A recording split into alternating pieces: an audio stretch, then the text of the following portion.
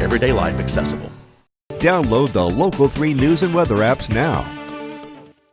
You know, and having that conversation with Linda as we think about the difficulties of coming back home after war on this Vietnam Veterans Appreciation Day. The truth is, it's not soldiers alone who deal with struggles every day. Our first responders do as well. Trauma can take any type of form, and finding a way then to cope and deal with it can sometimes be a very long journey. So we're so happy to have on the show this morning our good friend Charles Miller, who's here with Scenic City Neurotherapy, and with him he has brought Anna McCurdy, who has Railroad Valley Therapeutics.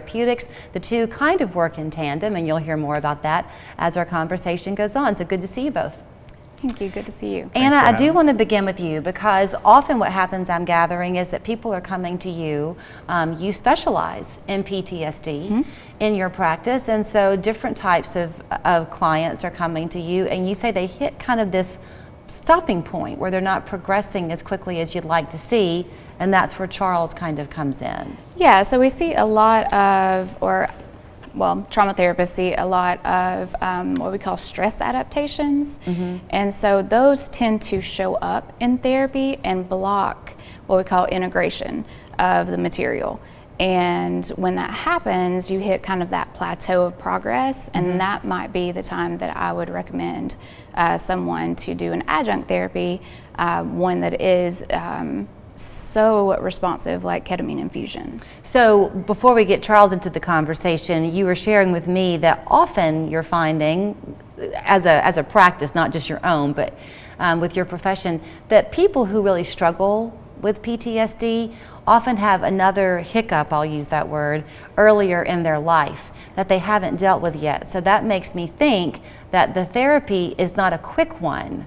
Oh no. Right? Yes, it can be quite substantial and quite timely as far as the amount of work. And you know, sometimes that can be overwhelming to a client to commit to that type of work. Right, and nobody wants to have made progress and then it stalls. You want to keep that momentum going. So Charles, I'll bring you into the conversation because since we've known you, you've been talking about the fact that you work in tandem with specialists like Anna here to kind of help people get over that hump, so to speak. Oh, definitely. The counselors are the other half of our process. What we do is designed to kind of set the brain in a position to where it can move in a new direction, take in new information. But what do we do once we get the physiology straightened out? That's where the therapists are so vital to our process. They carry the patient forward and they grow them in the direction the patient chooses to go, as opposed to just allowing the trauma to re-traumatize, or we're not. And as far as we're concerned, we work with Anna and her group, as well as many other groups in the Chattanooga area, in a very forward-focused approach. Well, because you're always real quick to step back. He'll do this and say, I don't want to pretend like I am your sole fix here. You are just a piece of the solution for people. Is that fair to say, Charles? I think that's absolutely fair. We work in tandem with psychiatrists, counselors, other mental health providers, other healthcare providers in other areas. Even with chronic pain issues, we work with pain management, we work with internal medicine providers. We are just another piece of the puzzle to help get patients just a little farther. Okay, I know you've said this 1,000 times, but I'm going to make you say it 1,001 because Anna kind of touched on it.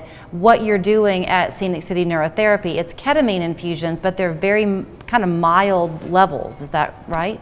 Yeah, ketamine infusion therapy, we take a very low dose anesthetic, which ketamine being a primary children anesthetic, we use a very low dose, slowly infused over a period of time to elicit a physiologic response and initially optimize the way the brain communicates. It's like hitting the reset button. So for you, Anna, as the therapist here, it must be really gratifying for you to know that you've got this resource in him, because otherwise people could give up, right? Yes, so it gets them over that kind of plateau hump to where they start to feel better, where their brain is more resourced to give them the ability to see that change. And the thing with the ketamine infusion is it's such an immediate and such a tangible change that what we're trying to do is really capitalize on that and optimize that for long-term progress. So what might happen is you see the immediate change and there might be some regression. Okay. And so we're trying to capitalize on that and allow the brain to actually heal so that you see long-lasting progress and change in life, and you really can optimize who you are and how you interact with the world. So because so often people have had a past difficulty in their life, obviously they found some way to cope with that, whether it's effective or not, but they did find a way to cope with that. So is it often in PTSD cases that a person might not even know they have PTSD because they just react that way anyway? Yeah, so right, so we're adaptive organisms, and we're really clever about the things that we come up with to navigate a situation.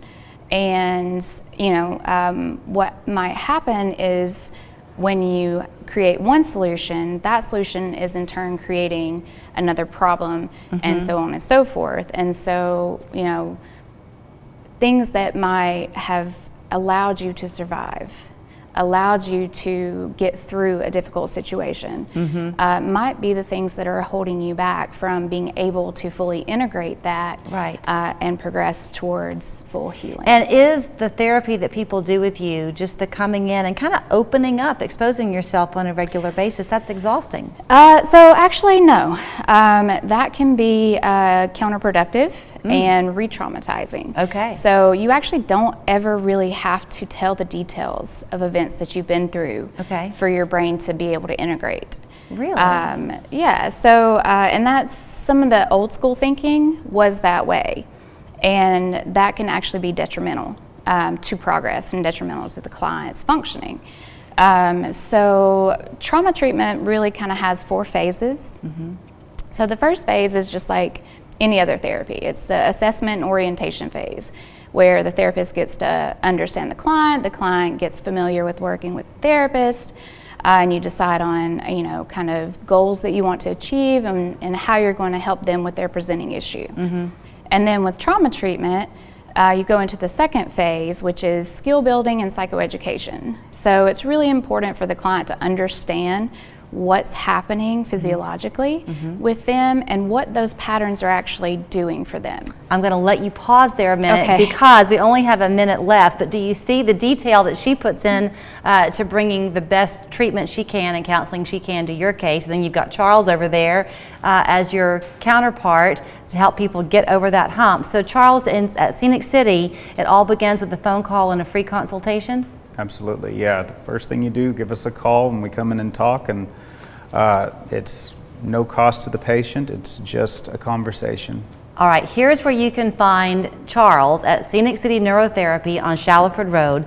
The phone number is 228-0579, online at sceniccityneuroTherapy.com. And Anna McCurdy is with Railroad Valley Therapeutics. Are you taking patients? I am. Okay, and she's on Dayton Boulevard. Her phone number is 208-9206, and online for her, it's simply railroadvalley.com. Thank you both. Thank you for having us. We took our signature sandwich and pumped up the bass. With bacon and cheese, it's the new Signature Club, remixed by Zaxby's. When your dad died, anytime I needed you, you were there. I just don't want to make any major life decisions with so much uncertainty in the family. This Is Us, the final chapter, tonight on NBC. A new judge agreed to grant